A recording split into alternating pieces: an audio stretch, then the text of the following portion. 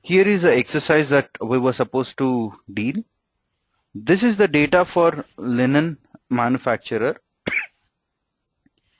Each 100 square yards of fabric can contain a certain amount of blemishes. What do you mean by blemishes? Small marks which is going to damage, small marks on the face or small marks on the garment which will make the garment look untidy.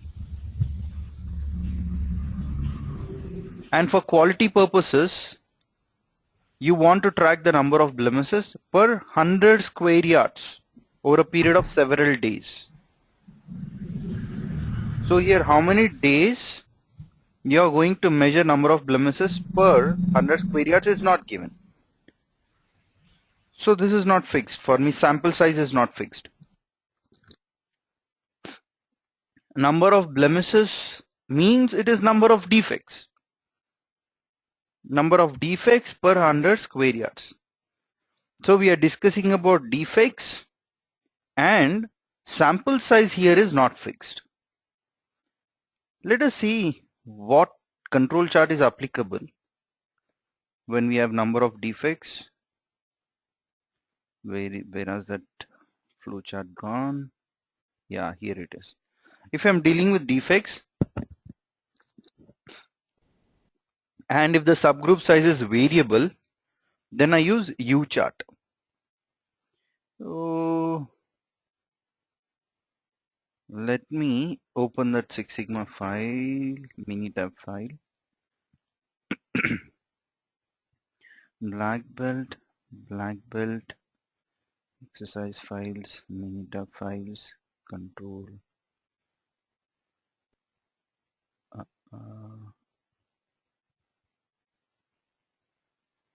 Okay, I think it is exh_qc.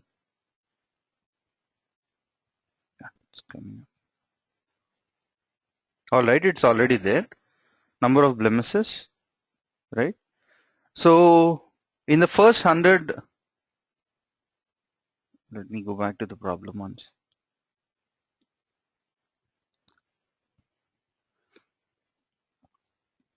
All right, in the first piece of 100 square yards in the linen cloth, you're checking and you found that there were 2 blemishes. In the second 100 square yards, when you have checked, it was 4 blemishes, 1 in the next 100, 1 in the next 100, so on and so forth. And by looking at the flowchart, it was pretty clear that we were supposed to use U chart. So I'm using U chart. And what was the subgroup size? We do not know. It's not fixed. Why is it asking for subgroup size when it's not known? Anyways, U chart. Number of tests, I'm going to select all the tests here.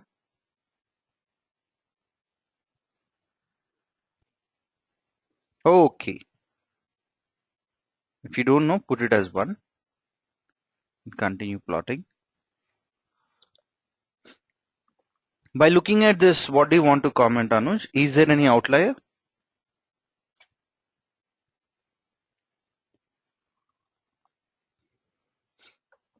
No outlier. So the process is within control. That is what we conclude, because we have tested against all the 4. All the 4 tests were tested. Look at the second example. This is the data for a toy manufacturing company. You want to monitor the number of defects per unit. You inspect 20 units of toys. So the sample size here is fixed, 20. And you are measuring number of defects. Defects and 20 units, sample size is fixed. So let me go back to the flow chart.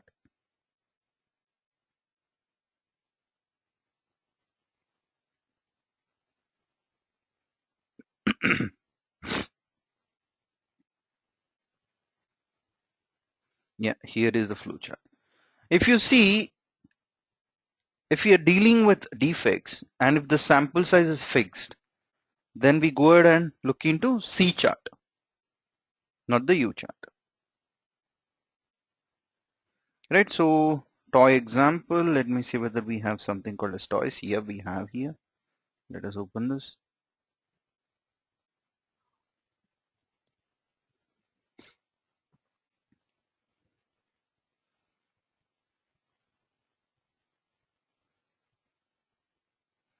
Bear with me while this opens.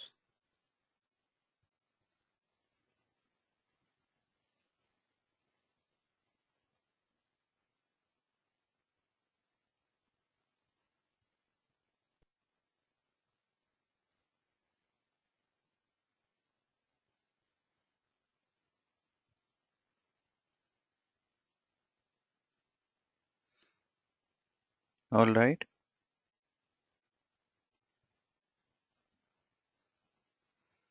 So here are the number of defects and we have 20 units. So sample size is also fixed. And we know for a fact that if we are dealing with defects and if the sample size is fixed, then we are going to go with C chart. So let us go to start. Let me go to start, control charts, attribute chart, C chart.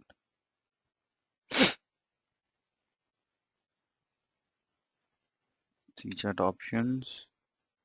I go to test. I want to test all the special causes, not just one test. So I've done that. Very interesting. Is this process in control?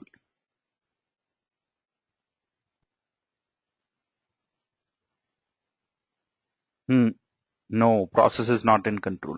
So these red dots are out of control. If you look at the two red dots here, they are violating rule number 1. And what is rule number 1? Let me click here and go to C chart options. Let me go to tests. Rule number 1 says 1 point is greater than K standard deviations from center line. K is 3 here. So these control limits are normally at 3 standard deviation away from the center line. They are normally 3 standard deviations away. Here they are 3 standard deviations away. So this is the red line which represents the 3 standard deviations. And we see that 2 points are falling outside the control limits, upper control limit. Hence you need to validate these two. You need to analyze. You need to check what went wrong. Why were the defects high here? And you need to probably, and if you come to a conclusion after analysis that this is because of our oversight or we have done something wrong in following the process, etc., then what you have to do is you have to take corrective actions on that. And you'll have to ensure that moving forward, there are no outliers because of the same reason. There can be outliers, but it should not be because of the same reason. Or sometimes it might so happen that this is a normal process that you have followed, still you got an outlier. Under such circumstances, maybe you'll not take any action at all. Okay. Let us look at the second thing. 1, 2, 3 points are violating. They are out of control. And they are violating rule number 2. Let us see what is that rule number 2. Rule number 2 says K points in a row on the same side of the center line. So they are telling 9. K is 9. So 9 points in a row on same side of the center line. Let me check. 1, 2, 3, 4, 5, 6, 7, 8, 9. Yes. They are all below this center line, green line. I'm showing the mini tab and are you unable to see this? Oh, it's stuck big time in that case because I'm showing the mini tab file since long. I'll send it. I'll send that the recording, yesterday's recording. I think I haven't sent it, so I will send that also. Okay, so here is a practice project. The intention here is to implement or use as many tools as possible that we have actually learned. First thing is project charter. We need to come up with the CTQs and goals, critical to quality and goals. And then business and financial benefits that we are planning to bring about. We also want to come up with the performance standard. We want to validate the current measurement system, measure the CP, CPK, PV, PPK, etc. The capability indices basically. Identify all the critical inputs, generate alternative solutions, validate whether the improvement has taken place or not, control chart Y and critical X's to detect the presence of special causes. So the first part would be your define phase. Performance standard, validate and measure current performance would be part of your measure phase. Identify all critical X's would be part of your analyze phase. Generate alternative solution and validate the improvement will be part of your improve. And the last one is part of your control phase. So we are using DMAIC, all the steps. Here is a case study. Very interesting. There is a telephone operator or telecom operator by name Rockphone, right? On an average, he receives 2,000 connections per day. The moment he receives those customer application forms, what they do is, there are 40 operators who enter the details from customer application form to their database. So these 2,000 connections, when they receive the forms, application forms, there are 40 operators who actually enter it. They check their ID proof and then they enter it into their database. The entries are rechecked against the ID proof by 15 quality assessors. So once the 40 operators enter into the database, they again check that using 15 quality assessors. And not just that, they're doing another level of check.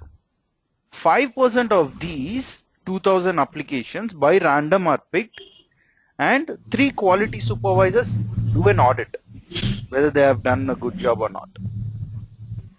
Normally this Rockphone promises to the customer that we are going to activate your phone connection within 48 hours from the time they receive the customer application form. Though they promise it as 48 hours, they complete it within 30 hours. Great job. Until here, everything is good. Only thing is they are doing inspection again and again. But what they have done is they were not satisfied with 2,000 new connections. So they wanted to increase the number of connections that they get per day. So they have run a marketing campaign. Thanks to that marketing campaign, they received 3,500 customer application forms per day as opposed to 2,000. So straight away they have seen 1,500 new applications. So it was a significant increase. So the organization decided to increase the number of operators from 40 to 80. 40 were managing 2,000, but now 80 will be managing 3,500. That's a pretty good proposition is what they thought. However, it has backfired. The moment they have increased the number of operators, the number of defects have increased. Their acceptance level was, I want less than 10% of defects. But now it has gone beyond the 10%. And also the processing time, they promised that within 48 hours we'll try to, enable your connection, activate your connection. That also hasn't increased. That also increased, meaning from 48 hours, maybe it has taken 50 hours, maybe it's taking 60 hours now, right? So that is a problem. So the customer application has the following sections, OFE. What do you mean by OFE? Opportunity for error. See, if I have 3,500 application forms, and if I have only title and gender of the customer, if this is the only field that is available, then how many opportunities for error would be available? 3,500.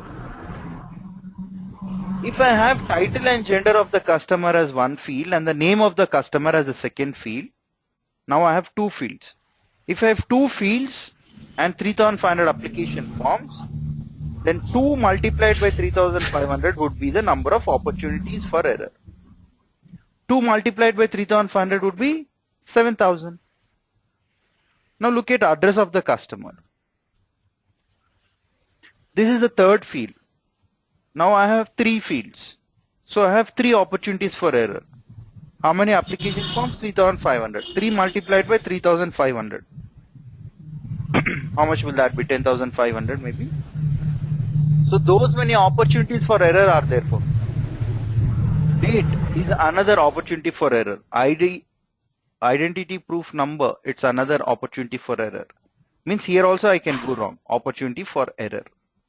Reseller code, I can put a wrong code, right? So that is an opportunity for error. Email address, I can enter my email ID incorrectly. That is also opportunity for error. So how many opportunities for error do I have? 1, 2, 3, 4, 5, 6. No, 7. In total I have 7 opportunity for error. 7 multiplied by 3,500. That will give me the total opportunities for error, basically. So any incorrect section is considered a defect and has to be reprocessed. So you are doing a rework if at all there is any defect. Is the problem clear, Anuj?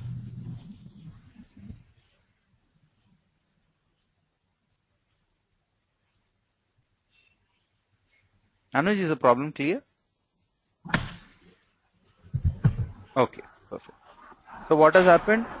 The moment their number of application forms have increased from 2,000 to 3,500, they have seen that the defect percentage has increased and the processing time also increased.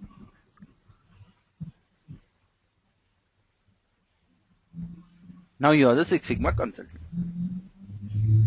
Let me move on to the next slide. The telecom operator is losing $3,750 every day because of the rework and penalties. Why rework? Because the number of defects have increased. Percentage defects increased beyond 10% of their acceptable limit. The moment defects increase, what you have to do? You have to do reprocessing. So you're doing rework. Why penalties? Because you're promising that you're going to activate the connection within 48 hours. Right? But you're not doing so. Processing time has increased now. So it has gone beyond 48 hours. So the customers are also dissatisfied as the connection activation time is taking more than promised. In the wake of the current business situation, the management team decided to initiate a Six Sigma project. Why they want to do two things? They want to reduce the defects.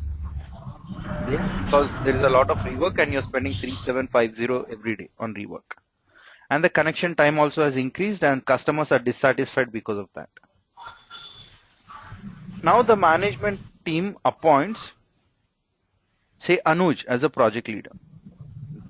Now the project leader selects the team members to create a task force for the project. A Six Sigma team basically. He also forecasts the number of hours for each resource. Here it is. Now you as Anuj is a project leader now. He's telling that I require project champion. I require project leader for 184 hours. I require coordinator for 64 hours. Project leader is basically you. You are telling I'll put in maximum hours 184 hours and my billing cost is $45 per hour. Then you are telling that quality supervisor, I need 3 quality analysts.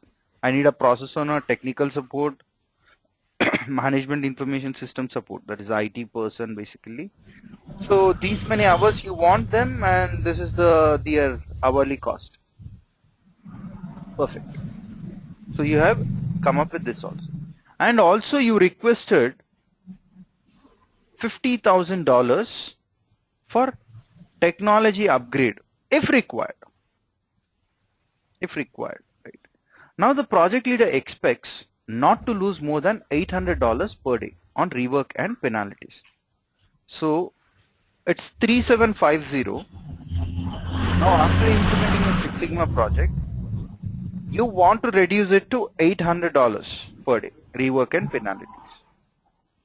And the management expects the financial benefits to be calculated over 180 working days post-project. After you complete the project, you might say that, sir, you'll realize these benefits at the end of 1 year. Management says, no, not at the end of 1 year. At the end of 180 working days, I want to know what is the status. Is this clear, Anuj? Okay.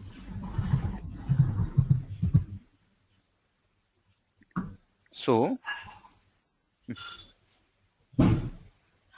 okay, let me think I need to go back to the pointer. So this is a project charter. Basically, we need to come up with a financial benefit. This one, right? CTQs anyways will come up with, and business impact and financial benefits. So metrics, goal, basically you need to come up with all these details. How many days will you take for define phase? In order to understand this problem, because the problem is well defined here, it's easy for you. Within no time, within 5-10 minutes, we understood what the problem was. But most often, problems will be very vague. Client will call you or the customer will call you and say that, Anuj, I have a problem. My rework is increasing is what I feel. That's it. And it will be very vague. Now you as a Six Sigma consultant, you have to drill, you have to do a lot of interviews, right? And only then you'll be able to accurately pinpoint and say that, yes, this is your problem. So let me know. All right.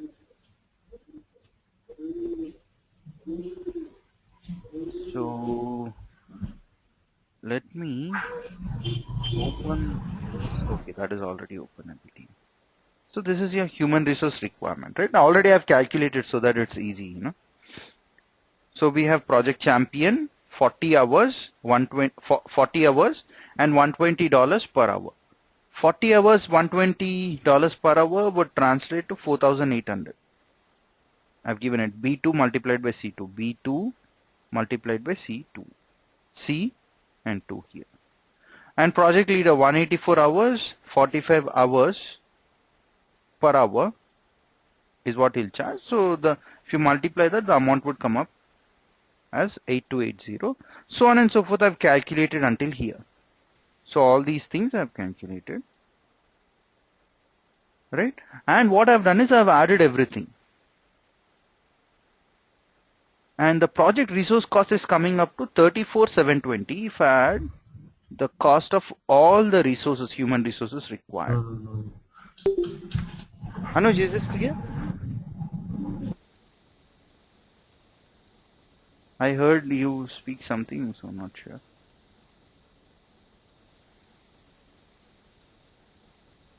Anuj, you with me?